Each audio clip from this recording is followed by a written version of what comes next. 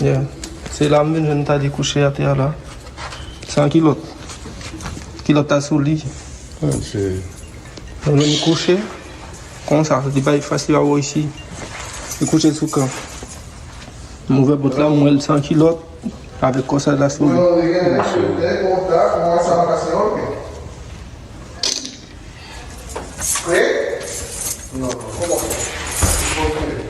Yes.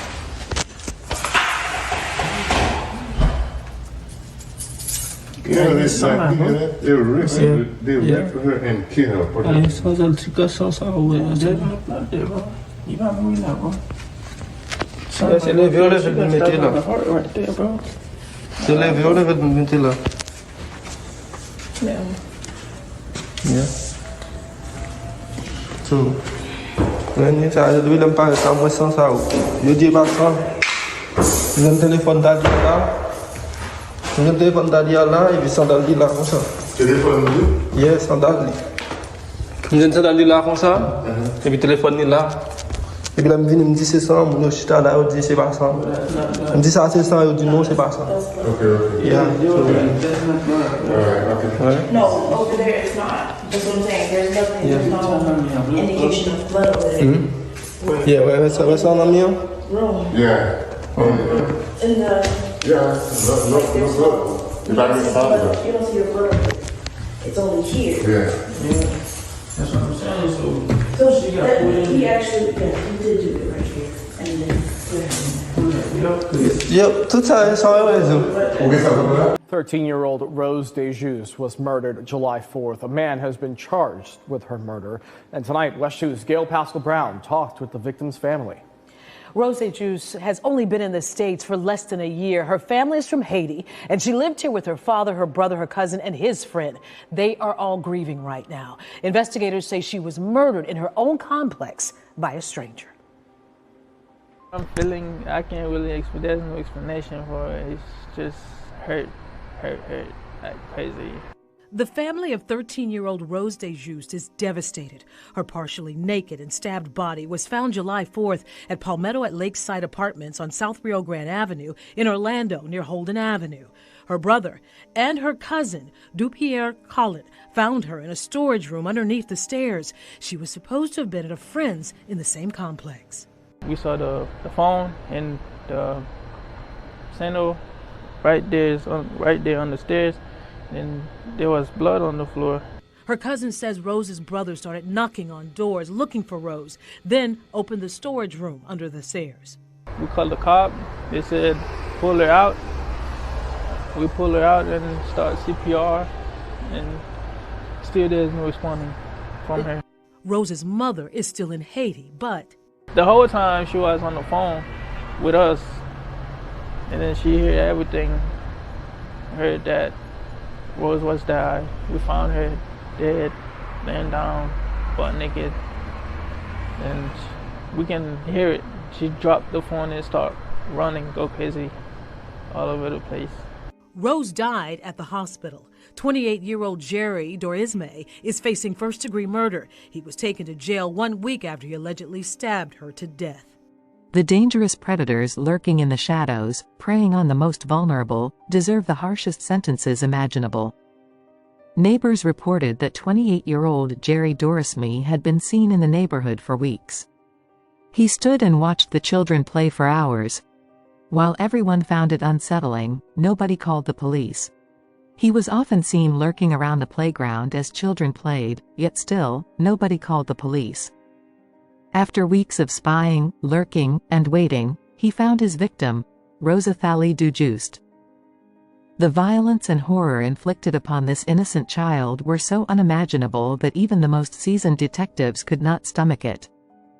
This is a failure of the community and a tragic reminder of the evil that can strike when we let our guard down and do nothing.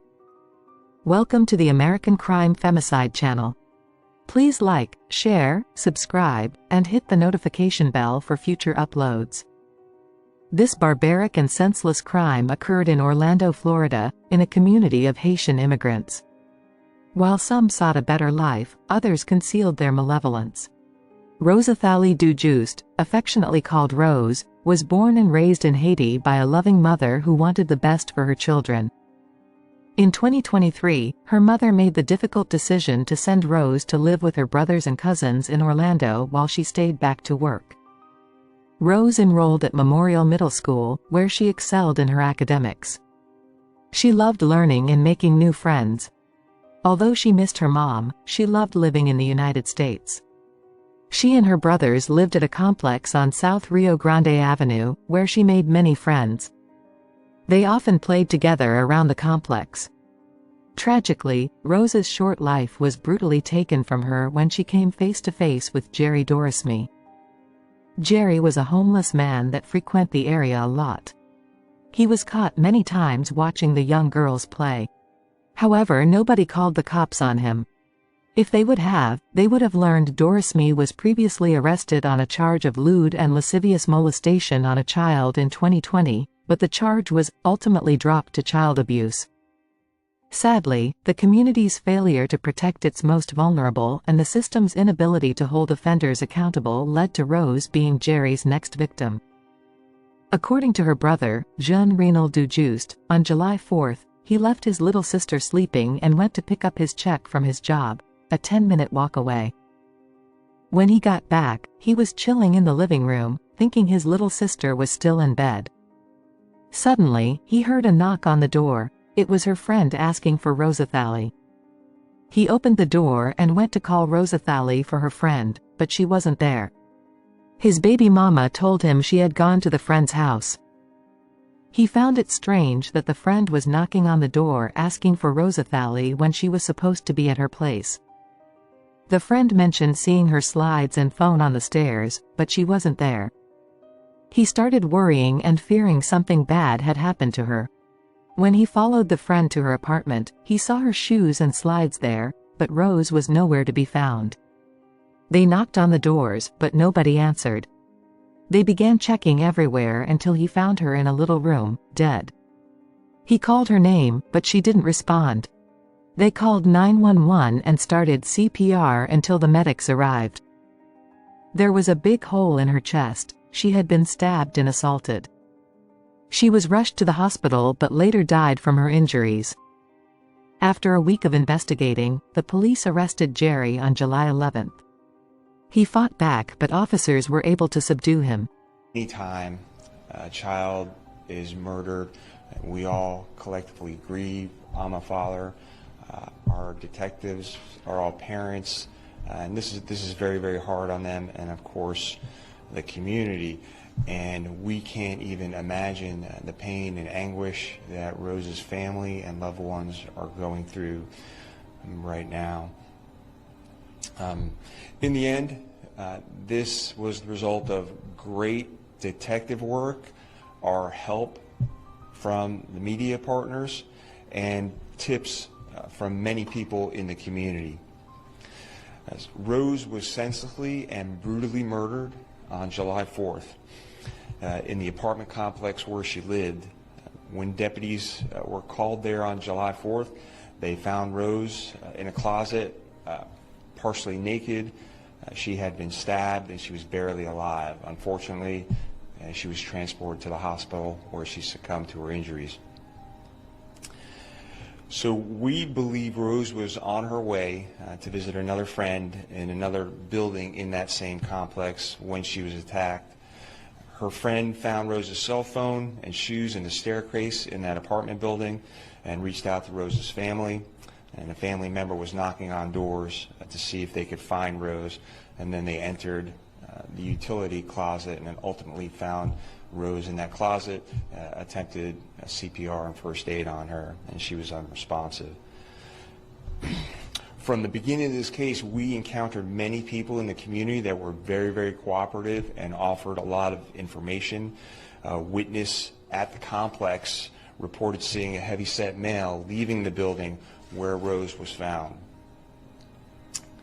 Video from the complex showed a person we now know to be Dorisme following at a distance behind Rose as she walked through the complex to her friend's building. At the murder scene, detectives found the packaging of a 12-inch knife believed to be the murder weapon. So an extensive canvass of the area uncovered video from a store nearby that showed Dorisme buying that same kitchen knife from the store, the one which was used in the murder. So I want to thank our hardworking detectives who worked tirelessly on this case around the clock. And I want to thank our crime scene investigators and forensics unit for their hard work in the case.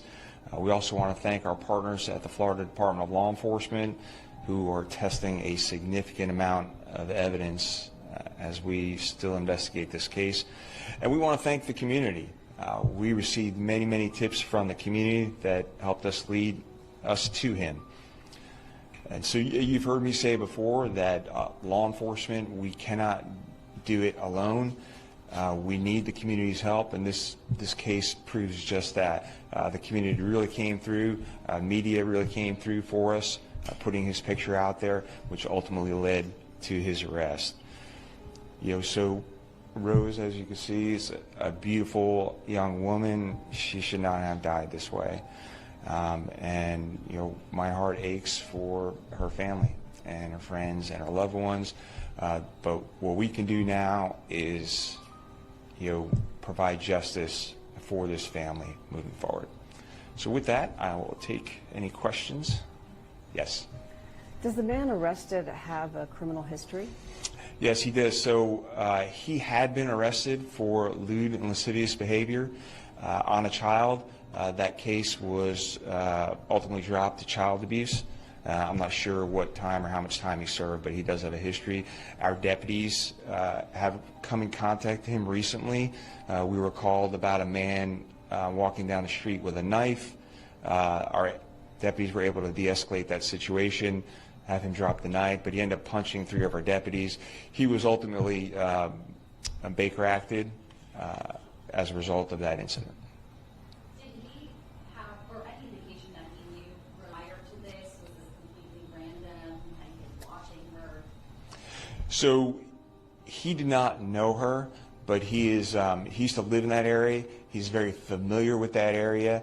He has frequented that area, and according to people in that area, he has been seen watching girls in that area.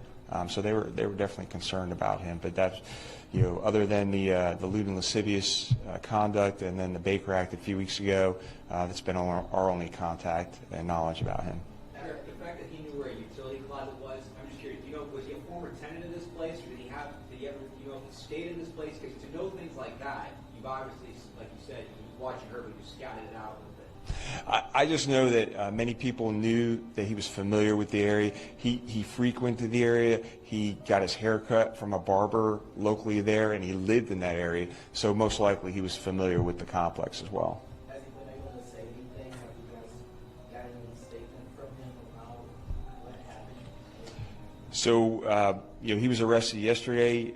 He was here at the Orange County Sheriff's Office for 8 hours and did not open his mouth one time, except to eat. Do we know if he spent any time in the Civil Commitment Center under the Judy Rice Act? One more time? Do we know if he spent any time in the Civil Commitment Center under the Judy Rice Act? I'm not sure. Are you guys testing any sexual assault case? Yeah, it's correct. So obviously there is signs of sexual abuse. We cannot confirm that yet. So the Florida Department of Law Enforcement and others are collecting all that evidence to see if there was actually a sexual assault. And we know she was partially clothed when she was discovered.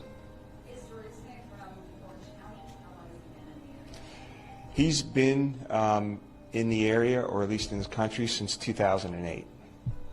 Where's he from originally? Haiti. He does have a history, and this area may need more patrolling. Are you able to provide more patrols so that other predators like this aren't able to attack? So I would say that we patrol the entire community. We have marked vehicles, unmarked vehicles, motors units, all kinds of law enforcement are in all parts of the county. Certainly we target areas where we see recent spikes in crime, but I will say, my 33 years of law enforcement experience, this is a crime that is hard to predict and hard to prevent. That's what's concerning about this. So when our community sees people who are acting strangely and suspicious, they don't need to be afraid. They need to call us and let us know that, hey, we're concerned about this person, and maybe we can do something to prevent something like this from happening. Sure. I don't know if that's a birthmark or not, but did he resist an arrest or get in any kind of altercation with deputies trying to fight an arrest? There was no resisting in the arrest. Sheriff, I know this happened on July 4th, and you guys started to put out information for the community to send it. It seemed like maybe it took a few days. Were you guys trying to investigate first, then go to the public, or what was the delay? So in any of these cases, homicide cases specifically, just know that our detectives are really working nonstop around the clock. Obviously, bits and pieces of information are coming in, and specifically in these cases, one of the reasons that we don't always put out all the information is because, remember, we still have to prosecute this case. So when we put out pictures of our suspect, remember the suspect is seeing that too. That gives him time to hide the murder weapon, to hide clothes, and do all that. So we do try and keep that close hold so that our investigation will lead to the best prosecution possible.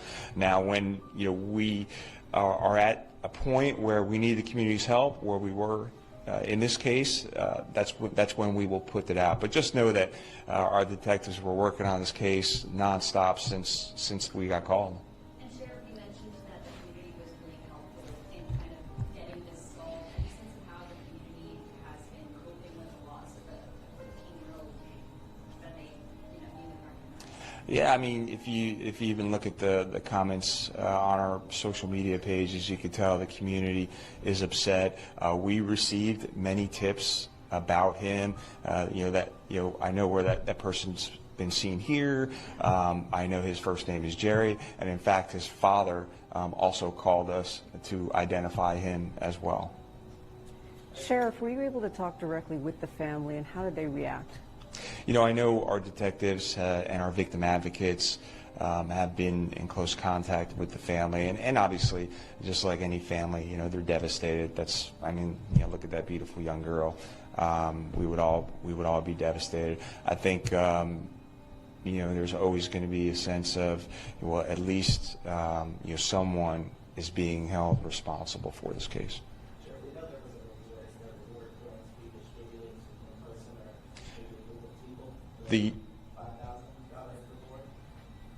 That'll all have to be sorted out by Crime Line, because yes, there were many tips that came in. Sheriff, knowing that he was from out of the country, I'm just curious, was he here legally? Was he following all the things? Did he have the arrest prior? Was everything there? Yeah, it's my understanding that he was here legally since 2008. Although Dorisme has been arrested, it does nothing to bring Rose back. If the neighbors had called the cops earlier, he would have been off the streets. Now, a grieving mother is struggling to find the funds to come to America to bury her child. The family has started a GoFundMe to help with the cost of burying Rose. This tragedy highlights the urgent need for harsher punishments for predators and for everyone to remain vigilant around their children. While none of this will bring Rose back, it's a start. Please keep her family and friends in your thoughts and prayers. May Rosethalie Dieujuste rest in peace.